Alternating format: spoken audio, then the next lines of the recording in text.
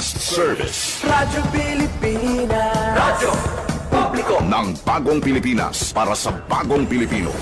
Naghahatid ng mahahalagang balita at impormasyon na guugnay ng pamahalaan sa sambayanan.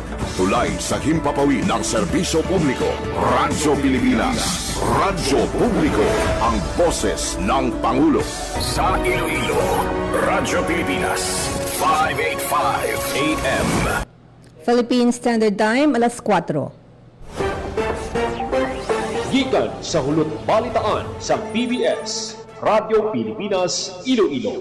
Gintipon sang bugos nga puwersa sa News and Public Affairs Division. Mga pagsaysay sa mga hitabo o aksyon, mga pananawan, kag desisyon, mga hibubunon sang napiktuhan nga sektor, mga dalagpo nga balita diri sa Iloilo, kag iban nga bahin sang Kabisayan nagkatungdan. Mga balita nga natipon sa sulod sang nagligad nga 24 oras. Inyo mapatian sa Headliners Was. Kagkaroon, yari ang inyo PBS News Team.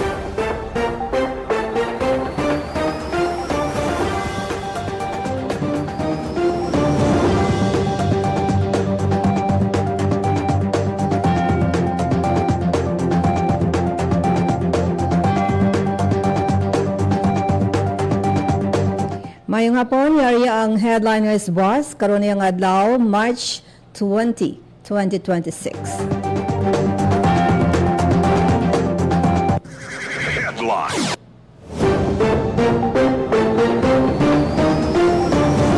Radyo Pilipinas Radyo Pilipinas News. Headline.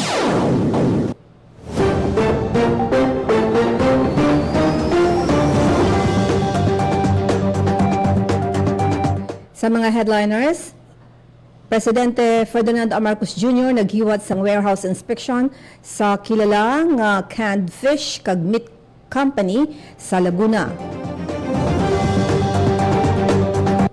Headline.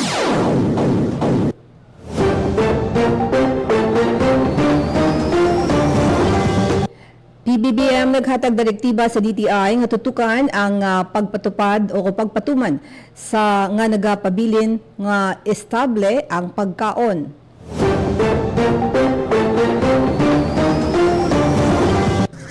Headline.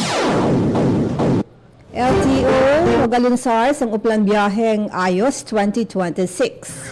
Headline.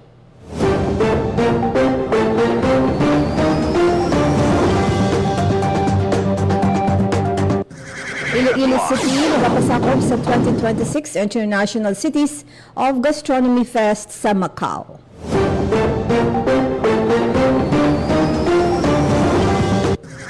Headline. Negros Occidental Provincial Government ginapanagbalayan ang Second International AI Education Summit.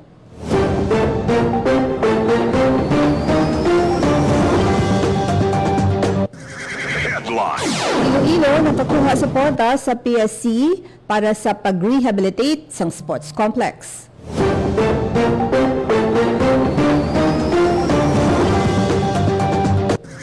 Headline.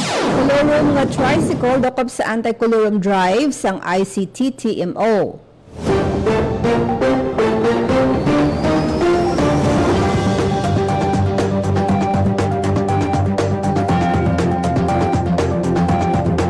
Yari ang kondan sa mga headlines. Headline.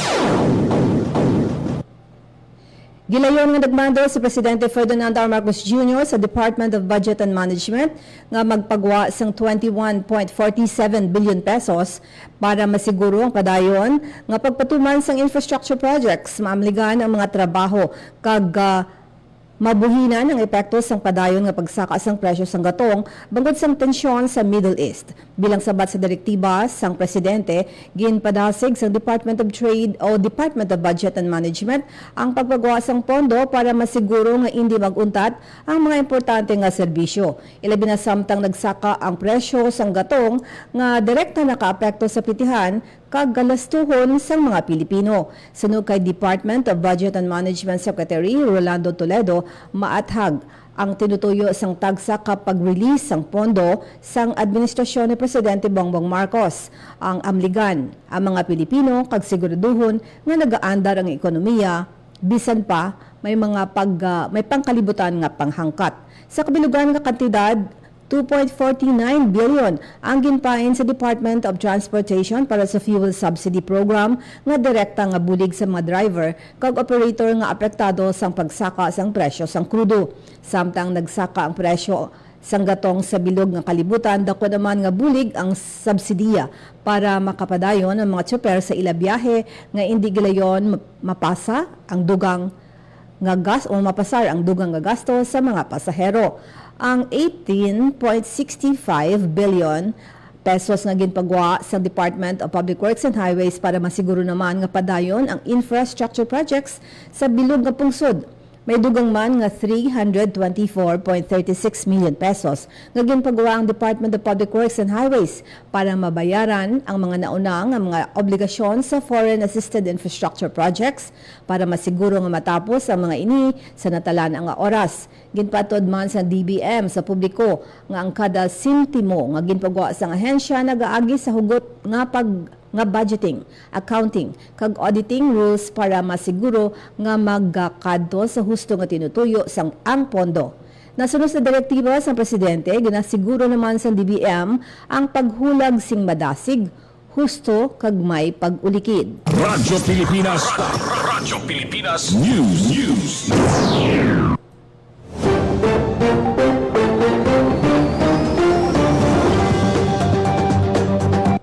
Headline. Naghiwat sa inspeksyon si Presidente Ferdinand R. Marcos Jr. sa warehouse sa isa kakilalang nga canned fish kag meat company sa Calamba, Laguna sa atubang sang pagsiguro sang mabakod nga food supply sa pungsod. Nagsugot ang manufacturers kag hindi magpasaka sang ila produkto sang isa tubtob duha ka bulan. Suno kay Presidente Marcos, ginbisitahan niya ang kompanya sa Calamba, Laguna sa pagtinghwa sa gobyerno nga bastante ang supply sang pagkaon sa pungsod. Kaupod ni Presidente Marcos sa ginhiwat nga warehouse inspection si DTI Secretary Maria Cristina Roque. Ang tikang nagapakita man sang babakod nga partnership kag pagbinuligay sa tunga sang gobyerno kag pribado nga industriya nga mahatagan garantiyang publiko nga available kag nagapabilin nga accessible ang essential food products sa mga Filipino. Sa pahayag sa Presidente, ginsining-sini nga lauman ang maayo nga food stock sa pungsod kag nakuha nila ang kooperasyon sa mga manufacturer para hindi magsaka ang presyo sa ilang mga produkto. Nangako naman ang mga ini nga no price increase nga malabot sa isa tubtob duha ka bulan. Kaangot sini, nagpasalamat naman si Presidente sa mga private sector pareho sang Century nga pagpahanugot sini nga hindi anay magbasaka sang presyo sang ila commodity samtang padayon ang ginahimo nga pagmonitor adlaw-adlaw nga kinahanglanon sang pumuluyo. Radyo Pilipinas. Radyo Pilipinas. News. Headline.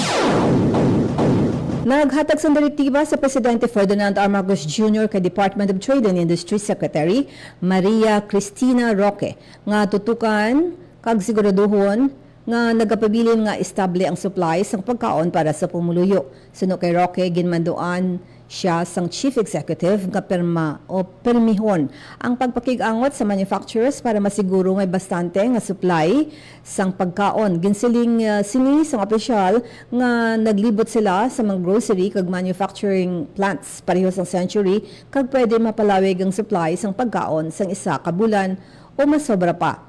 Nalakip diri ang mga nagapanguna nga kinahanglanon sa kag prime commodities nga yara sa DTI controlled list. Importante man sunod sa iya nga mapatod sa mga inventaryo nga ginahiwat nga available ang mga nagapanguna nga kinahanglanon para sa pumuluyo. Radyo Pilipinas. Radyo Pilipinas. News. Headline. Ginsuguro na sang Land Transportation Office ang pagpanghanda para sa paglunsar sang Oplan Biyaheng Ayos 2026. Yaring report ni Janelle Baclay.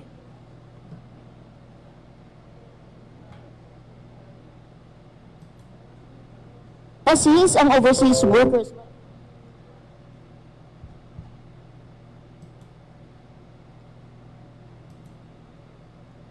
Workers Welfare Administration, Regional Welfare Office 6. Samtang naghihilapit naman ang Holy Week, Overseas ginapanghandaan na sa Land Transportation Office ang pagpanghanda para sa paglunsad sining Oplan biyaheng Ayos 2026. Ang halauman sang LTO ang pagdukok sa mga biyahero nga magabakasyon ganila uman ang masangkad nga pagpatigayon sang road safety operation. Kasunod sinigin sapol ni LTO 6 Regional Director Attorney Gaudosio Heduspan II ang mga regional offices top official, deputized personnel, kag law enforcers sa handaan ang strategic roadmap o plan biyaheng Ayos, Semana Santa and Summer Vacation 2026 nga magasugod sa Lunes, March 23 to April 6. Tinutuyo sini nga mangin zero incidents sa Holy Week kag mangin masulhay ang pagbiyahe sa idalom sa o sa dalanon. Radyo Pilipinas Headline.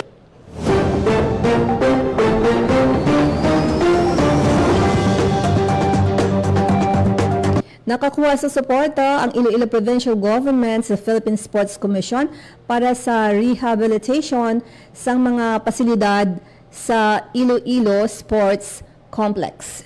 Yari ang report.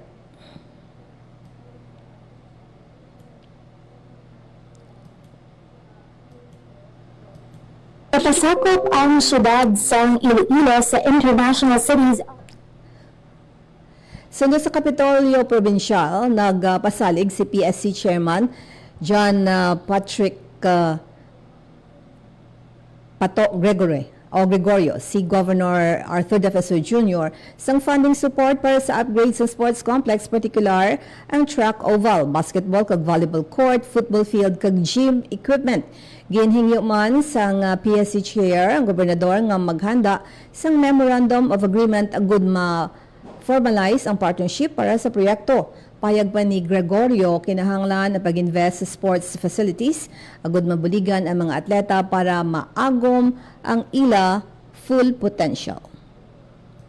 Ano ang Subudo Radyo Pilipinas, Radyo Publiko. Radyo Pilipinas. Radyo Pilipinas News. Sige ang pagpatigayon sa intensified crackdown sa Iloilo City Traffic and Transportation Management Office, ICTTMO, batok sa mga kolorom nga tricycle sa idalom sang Regulation Ordinance number 2024-116. Ang mga tricycle drivers, ang operators, kinahanglan mag-operate sa ginatawag nga fixed routes base ini sa franchise nga ginhatag sa ila. Pila ka tricycle units ang ginakop sa bahin sang Demokrasya Haro kag Mega World Banduriao matapos ang ginhiwat nga anti-colorum operations sang ICTTMO. Santo sa Section 9 sang ordinansa, pagamultahan sang 1,000 pesos ang mga madakpan nga nagapamasahero apang wala sang prangkisa kag dugang nga 1,000 pesos sa wala man sang motorized tricycle operators permit. Radyo Pilipinas. Radyo Pilipinas News. Magapasakop ang syudad sang Iloilo sa International Cities of Gastronomy Fest sa Pungsod, Macau. Nga hiwato naman ini sa upisa Marso 20 tubtob Marso 29. Tatlo katatak Ilonggo food establishments ang magapasakop sa kahiwatan, particular ang Kap Isings Pansit Molo, Netong's Lapas Batchoy, kag Sunbursts Balay Tablea. Ginapasundayag sang mga partisipante ang manamit nga Ilonggo food kaangay sang Batchoy, Pansit Molo, kag Tablea. Matilawan ang nahinabitan nga mga Ilonggo food sa Roman Amphitheater Square kag Legend Boulevard sa Macau Legend Boulevard of Macau, Fisherman's Wharf. Ang Iloilo City ang ginkilala nga UNESCO Creative City of Gastronomy. Radyo Pilipinas. Radyo Pilipinas News. Sa update naman sa hinampang sa Western Visayas Regional Athletic Association Meet,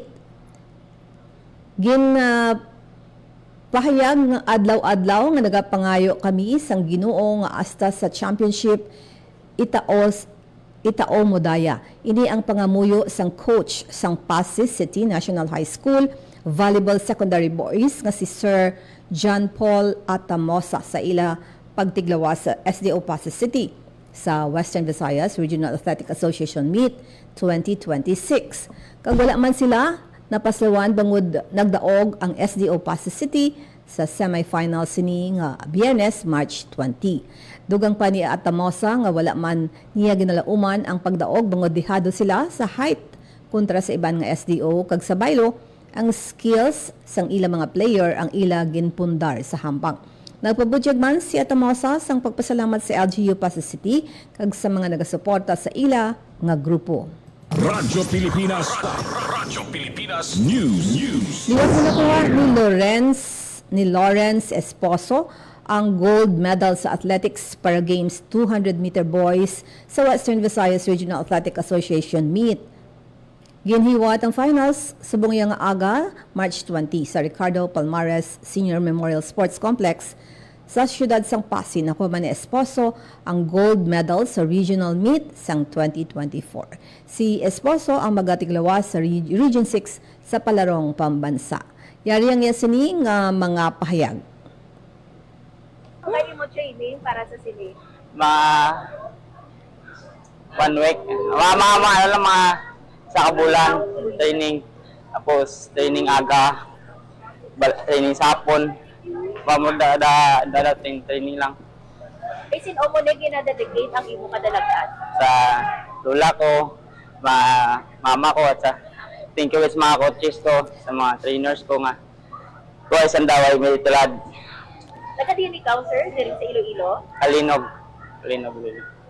Ano ang imo nga mamensahe sa mga kaangay nimo nung gusto mangin kapahin sa aton nga mga sporting event? Training hard. Ako sa disiplina, sa doon. Radyo Pilipinas. Radyo Pilipinas News.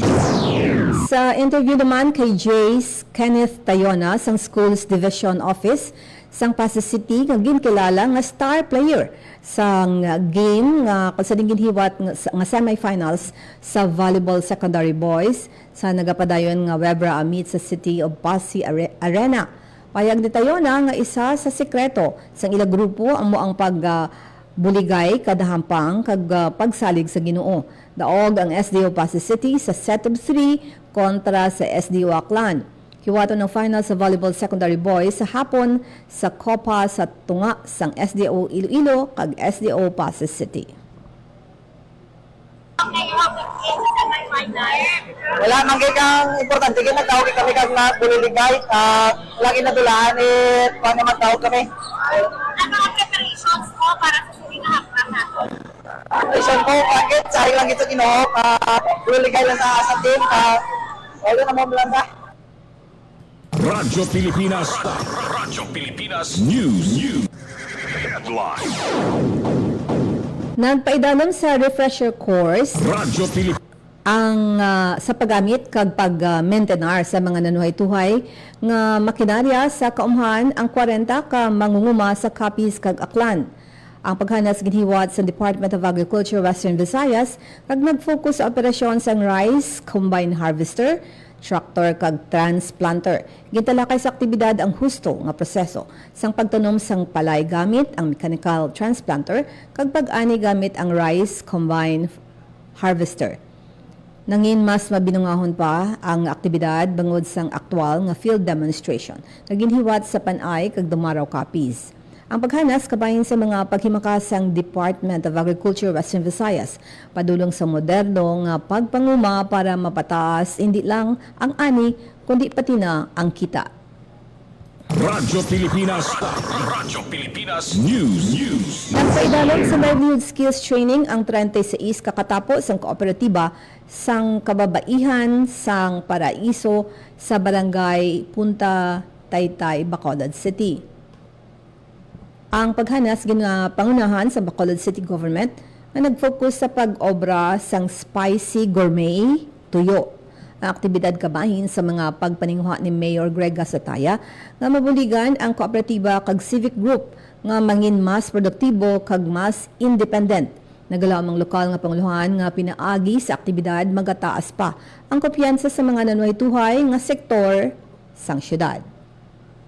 Radyo Pilipinas.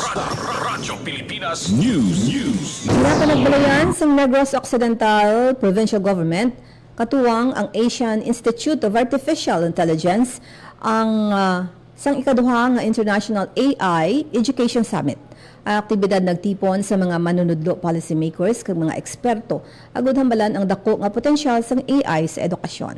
Ang summit nagsentro sa tema sang human-centric AI in education and industry nga nagatutok sa paggamit sang teknolohiya sang AI agud mapabaskog ang edukasyon kag ang mga komunidad sa pangkabilugan. Sa iya mensahe, ginatagan pagtamod ni Governor Bong Lacson ang kapasidad sang AI sa pagbulig pagsangkad sang ihibalo kag creativity sang tawo. Radyo Pilipinas News. Formal nga turnover sang Iloilo Provincial Government ang multi-million nga rice warehouse sa Banwasang Batad. Ginpangunahan ni Governor Arthur Defensor Jr. ang turnover ceremony sang pasilidad bilang kabahin sang suporta sa Kapitolyo sa sektor sang agrikultura sang Banwa. Ang warehouse sandig sa Kapitolyo nagabalor sang 7.9 million pesos kag may kasarang nga mas magsulod sang 10,000 kasako sang bugas. May ara man ini sang milling machine nga gindonar naman sang Philippine Center for Post-Harvest Development and Mechanization o CONFILMEC. Radyo Pilipinas News. Nagpasakop ang mga babae nga empleyado sang Iloilo Provincial Capital sa Bangus Deboning Wellness Therapy Session bilang kabahin sang selebrasyon sang National Women's Month sining Marso 2026. Ang lihok kinpatigayon sang Iloilo Provincial Government Gender and Development Unit kaupod ang Iloilo Provincial Agriculture Office sa diin nga aktibidad nagtanyag sang makabuluhan o kun sa mga skills development sa mga empleyado. Amo man ang maayo nga pagtamdanay kag kalingawan para sa ila. Nagserbe nga resource person sa day Miss Marilo Sikugal, Agriculturist 2, kag si Miss Rosalyn Asin, Agriculturist 1. Ginpakita sang duha ang pamaagi sa pagkuha sang tunok o kun bukog sang bangros nga pwede gid magamit sang mga empleyado sa ila pagluto o kun dugang nga pala nga buhian. Radyo Pilipinas News. Naagbaton sang bag-o nga ambulansya ang siyam ka ospital na ginapadalagan sang Provincial Government of Negros Occidental. Kada balay bulungan, ginhatagan sang isa ka bag-o nga ambulansya na ginbaton sang ila hospital chiefs kaupod ang ila ambulance drivers. Nakip sa mga ginhatagan ang Teresita L. Halanduanay Provincial Hospital sa Silay City, Cadiz District Hospital sa Cadiz City, Lorenzo D. Zayco District Hospital sa Cabancalan City, kag Don Salvador Benedicto Memorial District Hospital sa La Carlota City.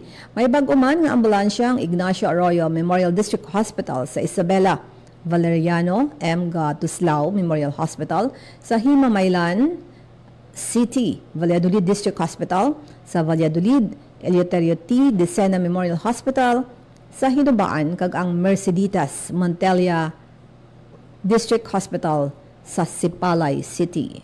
Radyo Pilipinas News. Pormal naging turnover sa 30 ka pamilya sa Batad, Iloilo ang 30 ka climate resilient nga mga balay sa idalom sang Purok Resilient Program sang Iloilo Provincial Government kag mismo si Governor Arthur Defensor Jr. ang nagpanguna sa turnover sa mga balay nga may moderno nga disenyo. Ginatagan prioridad sa programa ang mga pamilya nga nahamtang sa mga hazard-prone areas. Sa iya mensahe, ginpahayag ni Governor Defensor nga sa baylo sa mga evacuation center, ginatagan igtalupangod sa probinsya ang mga typhoon resilient nga mga balay para sa pagpangapin sa mga pumuluyong Ilonggo. Radyo Pilipinas News. Magapatuman sang pagsaka sa presyo sang kuryente ang More Power Iloilo. Subong nga bulan sang Marso bangod sa pagsaka man sang presyo sang kuryente sa wholesale electricity spot market o CONWISM. Halin sa 11.60 pesos per kilowatt hour, mga presyo sang residential rate sang February magasaka ini sa 11.68 per kilowatt hour o kon 0.0815 per kilowatt hour ang pagsaka. Wala naman sang pagbago sa distribution charges kag may pagnubo sa transmission charges sang 0.280 o 28.25 per kilowatt hour. Ginatag sang kompanya nga ang pagsaka sang presyo bangod sang pagbago sa presyo sang WISM kag hindi pa bangod sa nagapadayon nga tensyon sa Middle East. Apang lauman sa gihapon ang pagsaka sang electricity rates sa masunod nga bulan sang Abril bangod sa pagsaka sang presyo sang gotong. Pasalig sang kompanya nga padayon ang ila pagpangita sang pamaagi agod mapanubo ang presyo sa kuryente. Radyo Pilipinas. Radyo Pilipinas. News.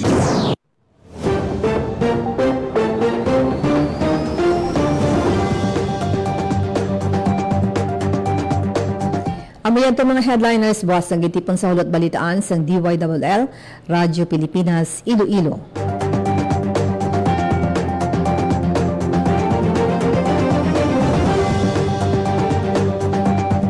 Sa akong mga partners sa technical side sa studio, Rochelle Jones Utahero, kasabay sa transmitter, Pipoy Magallanes. Pilipinas, salamat. Ako naman si Bing Pabiona. Maayong hapon. Ang inyong tulay sa himpapawid ng serbisyo publiko. Ang Presidential Broadcast Service, Radyo Pilipinas, Radyo Publiko. Radyo Pilipinas. Radyo Publiko. Kinilala ng pang-international at prestigyosong Asia Pacific Broadcasting Plus Awards 2025 para sa kategorya ng Government Streaming. Ito ay dahil sa epektibo nitong pagsasanib ng mga tradisyonal na media tulad ng telebisyon, radyo at print para masabayan ang mabilis na pag-inog ng mundo ng digital at social media tungo sa mas epektibong paghahatid ng mahahalaga at napapanahong mga impormasyon sa mamamayang Pilipino. Kinilala rin ang Radyo Pilipinas dahil sa patuloy na pag-akyat ng rating. Ngayon ay matatag sa pang-4 na pwesto sa Mega Manila ayon sa pinakahuling Nielsen Radio Audience Measurement Survey. At sa social media, nakamit ang mahigit 2,000% pagtaas ng bilang ng mga sumusubaybay sa Radyo Pilipinas page sa unang bahagi ng 2025.